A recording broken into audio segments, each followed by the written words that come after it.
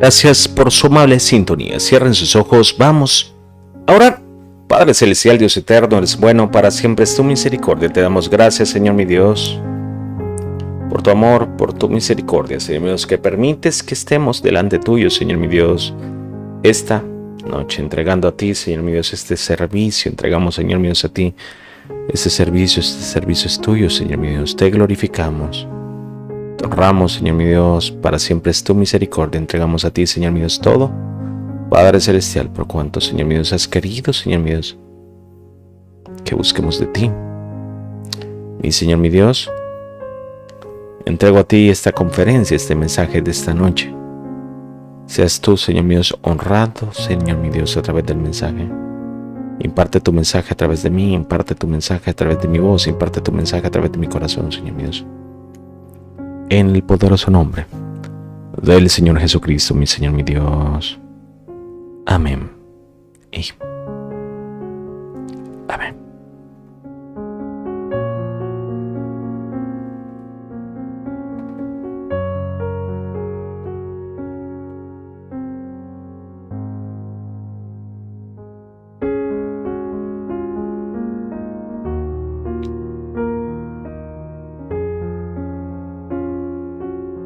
Gracias, hermanos, por continuar en sintonía. Vamos, hermanos, a leer Apocalipsis capítulo 4, versículo del 3 al 4. Apocalipsis capítulo 4, versículo del 3 al 4.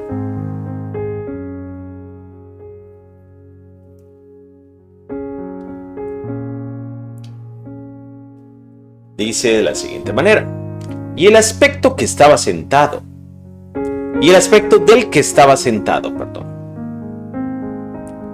era semejante a piedra de jaspe y de cornalina, y había alrededor del trono un arco iris, semejante en aspecto a la esmeralda. Y alrededor del trono había 24 tronos, y vi sentados en los tronos a 24 ancianos vestidos de ropas blancas, con coronas de oro en sus cabezas. El que tenga oídos para oír, que oiga. Hermanos y hermanas en Cristo, este es el mensaje número 30 de la serie de sermones sobre Apocalipsis.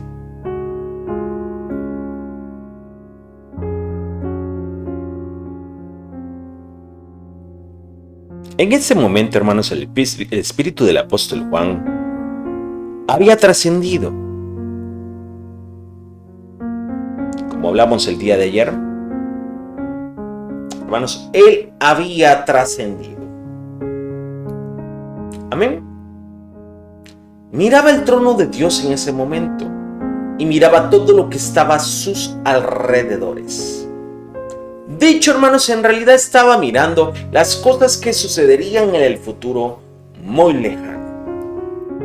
Asimismo, cuando Dios lo permite, en un caso excepcional, un espíritu puede ir a cualquier lugar, trascendiendo el espacio y el tiempo en el futuro o en el pasado. Entonces, hermanos, un espíritu puede ver las cosas que sucedieron antes de la creación del universo, sin mencionar la vida en el cielo o el infierno, donde la gente irá el día del juicio del gran trono blanco. Por supuesto, hermanos, se pueden ver en una visión, pero no hay una gran diferencia entre ver a través de una visión y ver en el espíritu que está separado del cuerpo, como es el caso del apóstol. Expliqué, hermanos, el día de ayer la diferencia en la última lección, y a partir de hoy les explicaré lo que el apóstol Juan vio en el espíritu. El apóstol Juan estaba mirando el trono en el cielo y al que estaba sentado en el trono. Él dijo en el versículo 3, el que estaba sentado era de apariencia semejante a una piedra de jaspe, y había un arco iris alrededor del trono, de apariencia semejante a una esmeralda. Hermanos, el apóstol Juan vio la apariencia de Dios y dijo que era como una piedra de jaspe y de sardio. El apóstol Juan estaba, hermanos, mirando la forma de Dios y su trono bajo el consentimiento especial de Dios. Pero eso, hermanos, no significa que el apóstol Juan pudiera tener una mirada cercana y detallada del rostro de nuestro Dios. Perdón. A causa, hermanos, de la luz que Dios irradia, no puede ver de cerca la figura de Dios. Nadie puede verla. Por ejemplo, Cuando de repente pasa de la oscuridad a la luz brillante, no puede ver claramente ni reconocer las cosas en la luz. Solo después de que sus ojos se adapten al brillo de la luz, puede ver los contornos de las cosas. Amén. Del mismo modo, mientras se quede en oscuridad en usted, aunque sea un poco, aunque se presente ante Dios, no podrá ver claramente la figura de Dios debido a la luz que irradia de Dios. Sin embargo, tampoco es cierto, hermano, que puede ver la figura de Dios si está santificado sin ninguna oscuridad en usted. Debe de estar en la luz perfecta tanto más al asemejarse a Dios para poder ver la figura de Dios. Por lo tanto, hermanos, entre los que van al cielo, solo las almas que van al tercer reino de los cielos o la nueva Jerusalén podrán ver la figura de Dios. Si desea poder tener una mirada aún más detallada, debe de cumplir con las calificaciones aún más adecuadas. Ya que el apóstol Juan era un hombre correcto a los ojos de Dios, podía acercarse al trono de Dios y mirar el trono de Dios y su forma. Sin embargo, no significa que puede tener una mirada detallada del rostro o de la figura de Dios. Por eso, describió que Dios era como una piedra de jaspe y de sardio en apariencia. En primer lugar, hermanos, cuando dijo que Dios era como una piedra de jaspe en apariencia, significa que las luces que irradian de Dios son diversas. Permítame un momento. Estamos casi al máximo volumen, casi. Creo yo que soy aquí. Yo soy. Ok. Yo soy el que no me escucho, pero porque yo no tenía ni volumen. Repito, hermanos, en apariencia esto significa que las luces que irradian de Dios son diversas. Diga conmigo, diversas. Amén. Dado que una piedra de jaspe refleja diferentes colores de luz, cuando la luz brilla sobre ella y cuando se ven varios colores de las luces que emanaban de Dios, la describió como una piedra de jaspe. Una piedra de jaspe refleja una luz brillante, hermosa y deslumbrante. Tiene el significado de elegancia. En otras palabras, es limpio, claro, honesto y justo. Desde la perspectiva del apóstol Juan, comparó la figura de Dios con la piedra que encontró más preciosa y hermosa. Y él dijo era como un sardio. Comparó la figura de Dios, que es como una llama con sardio, que tiene un hermoso color rojo. En el color de sardio, hermanos, contiene el color del Espíritu Santo que reside dentro de Dios. Es posible, hermanos, porque Dios Trinidad es originalmente uno. La luz de Dios del Espíritu Santo, que fue separada de Dios Padre, se encuentra también en Dios Padre. Esa misma luz, hermanos, son los colores de una piedra de jaspe y una piedra de sardio que son comunes en Dios Trinidad. Sin embargo, especialmente el color sardio, hermanos, representa a Dios, el Espíritu Santo. El apóstol Juan, hermanos, dijo que había un arco iris alrededor del trono, como una esmeralda en apariencia. Un arco iris, hermanos, significa una promesa. Génesis capítulo 9, versículo del 2 al 13 dijo Dios: esa es la señal del pacto que hago entre mí y vosotros, y todo ser viviente que está con vosotros por todas las generaciones. Pondré mi arco en las nubes, y será por señal de pacto entre mí y la tierra. Génesis capítulo 9, versículo 16 al 17 dice: cuando el arco esté en las nubes, entonces lo miraré para acordarme del pacto perpetuo entre Dios y todo ser viviente, con toda carne que hay sobre la tierra. Y dijo Dios a Noé: esa es la señal del pacto que he establecido entre mí y toda carne que está sobre la tierra. Asimismo, Dios, el arco iris, que rodea el trono de Dios como señal de su promesa. Cuando las personas, hermanos, hacen una promesa con otros, dan una señal para asegurar su promesa. Asimismo, como señal del pacto entre Dios y su pueblo, Dios dio como señal el arco iris que rodea su trono. Es como hacer, hermanos, un juramento ante el trono de Dios. Por lo tanto, hermanos, mostrar un arco iris significa mostrar una señal de pacto por la palabra de la promesa que Dios nos dio. Hermanos, la gente del mundo trata de entender un arco iris como un fenómeno natural.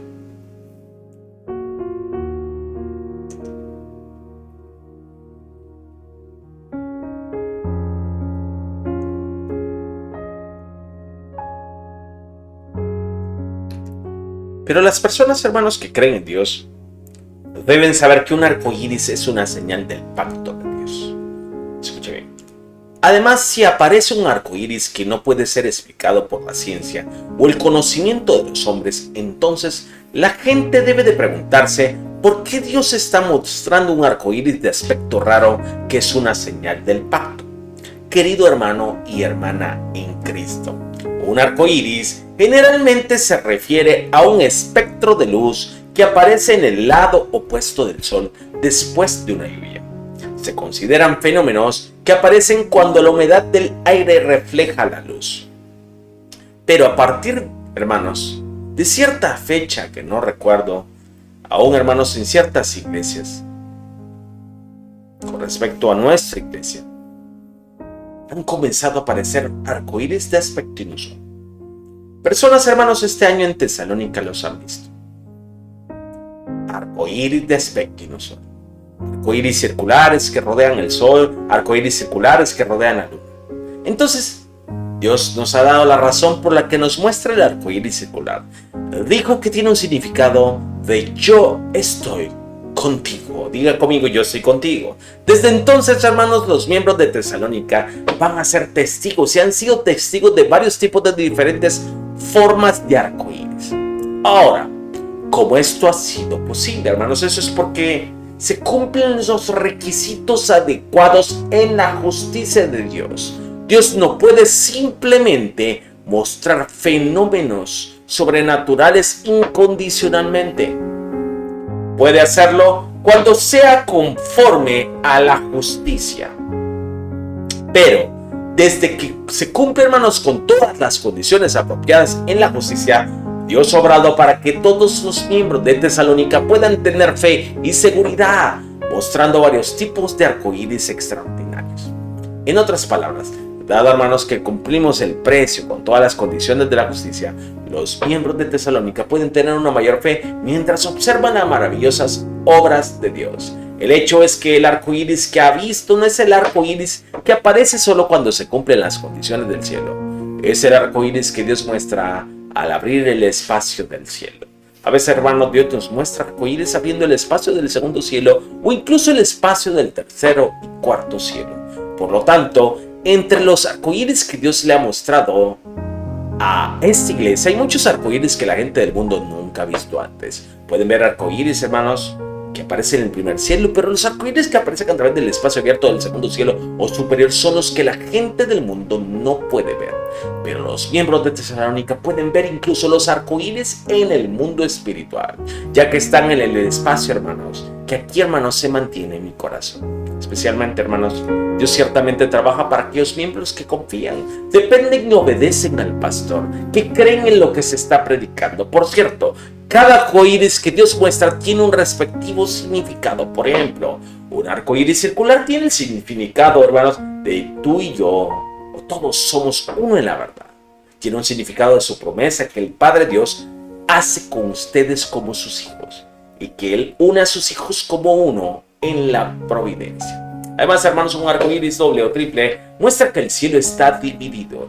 Dios está mostrando un arco iris doble al abrir el espacio del segundo cielo y un arco iris triple al espacio del tercer cielo. Por ejemplo, un arco iris triple, hermanos, es una colección de arcos superpuestos de primero, segundo y tercer cielo al mismo tiempo. Muchos tipos de arcoíris simétricos tienen un significado de todos se logran en el espacio de Dios Padre. En otras palabras, contiene el significado de que todo se ha realizado como obra de Dios Trinidad. Por lo tanto, recuerde, hermanos, estos significados cuando vea un arcoíris de ahora en adelante. Ponga más atención en lo que ve. Deseo que aumente su fe cada vez que vea un arcoíris, que pueda ver todos los arcoíris más extraordinarios y maravillosos que Dios muestra a través de los espacios del segundo, del tercer y cuarto cielo, en el nombre del Señor Jesucristo. Yo lo ruego, hermanos. Ahora, el apóstol Juan comparó, hermanos, a la figura del arcoíris que rodea el trono de Dios y su luz con una esmeralda. En su conocimiento, hermanos, limitado, comparó la figura del arcoíris que irradia varios tipos de luz con una esmeralda. Una esmeralda, hermanos, contiene el significado de Dios que está sólido, determinado y fuerte. Ese es el significado. Querido hermano y hermana en Cristo, cuando observa un espectáculo de rayos láser, puede saber que el color de la luz cambia en un instante a otro. A veces se muestran juntos un color rojo, o a veces un color verde, a veces un color blanco, a veces una mezcla de estos colores. Quien vea este espectáculo, dependiendo de su nivel de conocimiento, describirá la escena de manera diferente. Alguien intentará explicarlo hablando solo de los colores básicos. Otros pueden tratar de describir incluso las mezclas de los colores comparándolos con un color que puedan conocer. El apóstol Juan también hizo todo lo posible para describir todas esas luces comparándolas con una piedra de jaspe, sardio y una esmeralda. Después de ver las luces que se reflejaban en Dios, el trono de Dios y el arco iris que rodeaba el trono de Dios. Por lo tanto, hermanos, cuando lea las escrituras de esta noche, no limite las luces de Dios y el trono de Dios a las luces de un par de piedras preciosas como el jaspe, sardio y esmeralda. En su lugar, trate de imaginar en su espíritu cómo emanan las diversas y gloriosas luces. Ahora, hermanos, en el versículo 4, vámonos al versículo 4 de esta noche.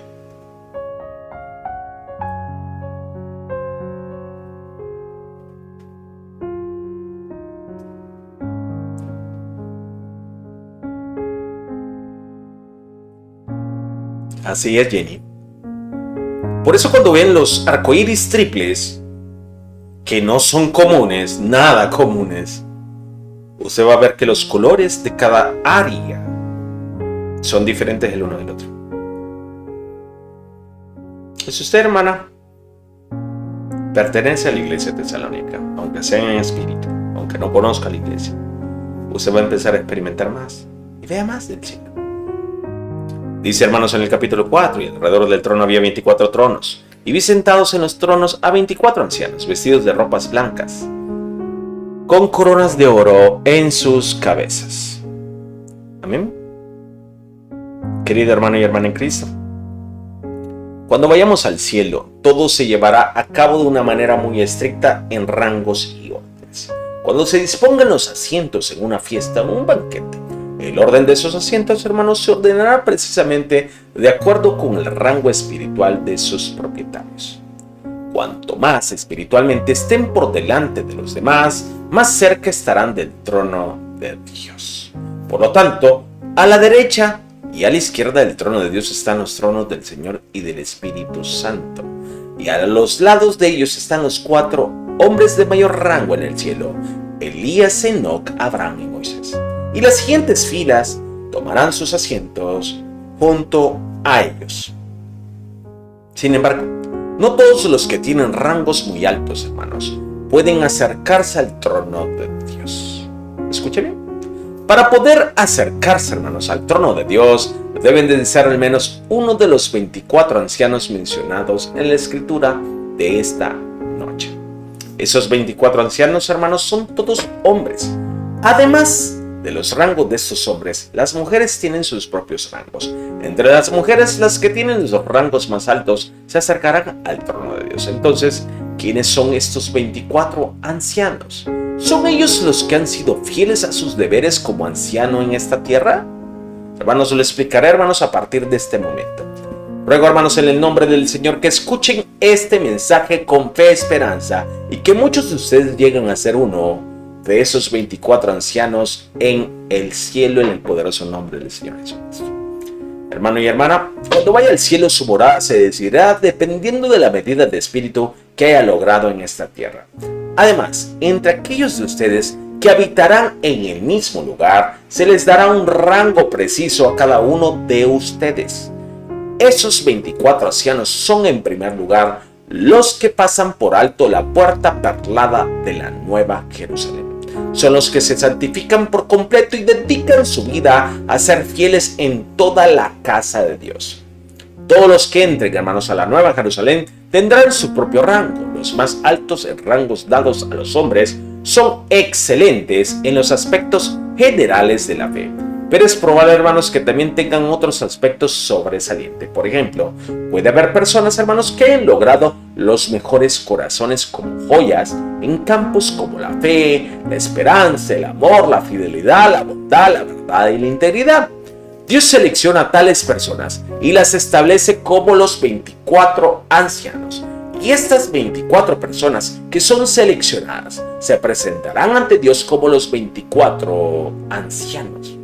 Se acercarán, hermanos, al trono de Dios como se menciona en la escritura de esta noche y recibirán honor y gloria para siempre como representantes de los hijos de Dios que han sido bien educados. Además, hermanos, desempeñarán el papel de patrón para medir la fe de cada hombre, en el día del juicio final. Por ejemplo, digamos que un creyente, hermanos, llegó a negar al Señor debido a la persecución y vivió como una persona del mundo. Ahora está de pie ante el juicio. Hará todo tipo de excusas desde su propia perspectiva para evitar el juicio. La persecución fue demasiado severa para mantener mi fe. Hermanos, entonces el apóstol Pedro, que fue crucificado de cabeza abajo después de la extrema persecución, o Daniel, que mantuvo su fe incluso frente al foso de los leones, estarán ante él. Cuando testifiquen de su situación y expliquen cómo mantuvieron su fe, el que intente ofrecer todo tipo de excusas no podrá hablar en absoluto. Estos 24 ancianos, hermanos, también juegan un papel en el juicio de recompensas. Digamos, hermanos, que un hombre está de pie ante el juicio, amaba a Dios con corazón fervoroso y era fiel. Luego se medirá su fidelidad para ver cuán noble y preciosa era su fidelidad al compararla con la fidelidad de alguien entre los 24 ancianos como el apóstol Pablo, quien fue entusiastamente fiel al Señor. Y su recompensa será decidida a lo largo, hermanos, de los 6.000 años de historia de la cultivación humana. 24 personas serán seleccionadas entre innumerables hijos de Dios y se convertirán en la norma de juicio. Solo con este acto podrá imaginar lo honorable que es convertirse en uno de los 24 ancianos, hermanos. De ahora en adelante, veamos, hermanos, entonces quiénes están entre los 24 ancianos y observemos de cerca su fe. Pero antes de continuar, hermanos, debe de conocer este hecho. Elías, Enoc, Abraham y Moisés, que son los rangos 1, 2, 3 y 4 en el cielo, no están incluidos entre los 24 ancianos. No es porque tengan algún tipo de deficiencia en su fe. Ellos son los que se asemejan perfectamente al Dios Padre en la medida en que incluso están exentos del juicio del gran trono blanco.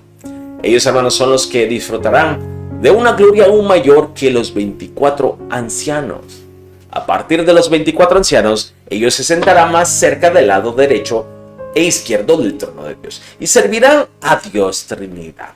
Por lo tanto, hermanos, el primer hombre de los 24 ancianos es el apóstol Pablo, quien es el quinto de rango en el cielo. Y el segundo nivel, hermanos, en el cielo, desde el rango del 6 al 10, son todos los miembros de los 24 ancianos, excepto el rango 9, que Dios todavía no lo ha dicho.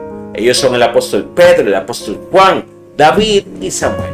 No significa que el noveno clasificado no se convertirá en uno de los 24 ancianos. Es que Dios Padre no me ha dicho exactamente quién es todavía. Por eso no puedo decirlo claramente. De hecho, hermanos, usted, aunque intente y ore y siga continuando queriéndolo saber, Dios, hermanos, en su santa y única voluntad, aún no puede dar ese rango, porque hay personas aún vivas, hermanos, que se encuentran aquí en el mundo, en el país, que aún, hermanos, se están esforzando. Por eso Dios ha dado tiempo para que estas personas lleguen a ese rango. Y Dios, que conoce todo, está esperando que esta persona tome ese lugar. Amén. Permítame un momento, hermano.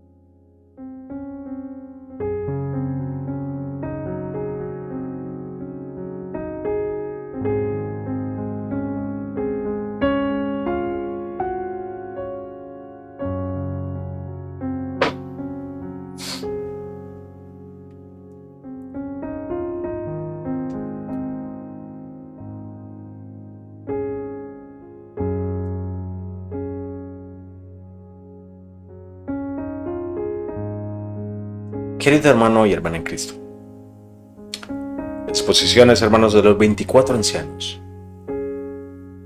aún no han sido decididas en su totalidad.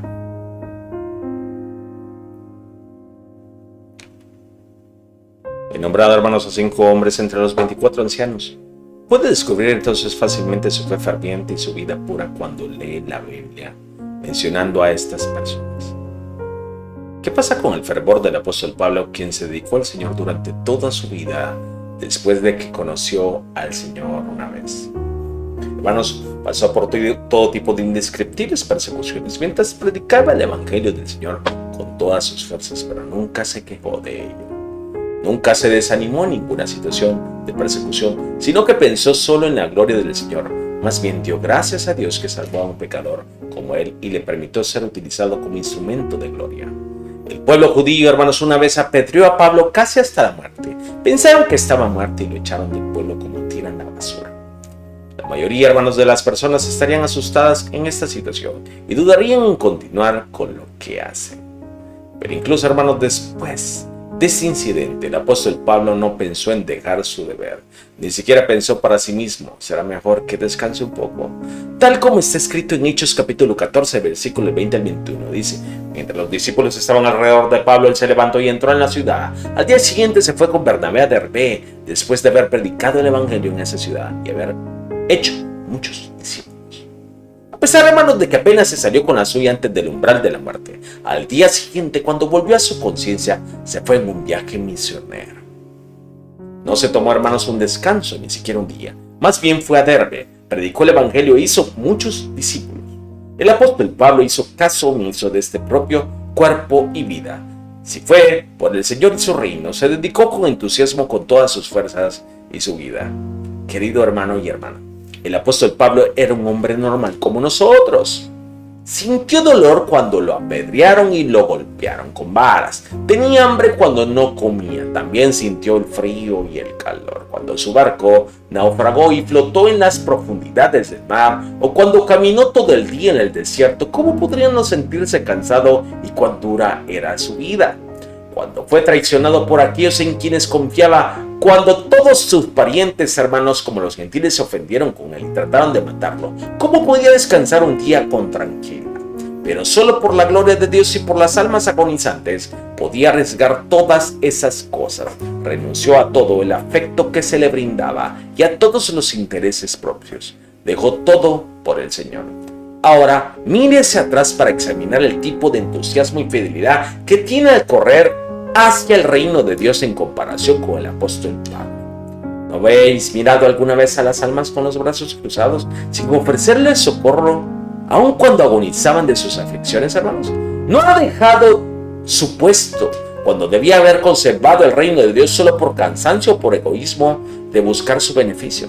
Por favor, mírese a usted mismo como si estuviera ante el juicio frente al apóstol Pablo. Lo exhorto en el nombre del Señor a que no considere su deber o responsabilidad como una carga pesada, sino que mientras haga obras para el Señor, cumpla vuestro deber con agradecimiento y gozo como el apóstol Pablo.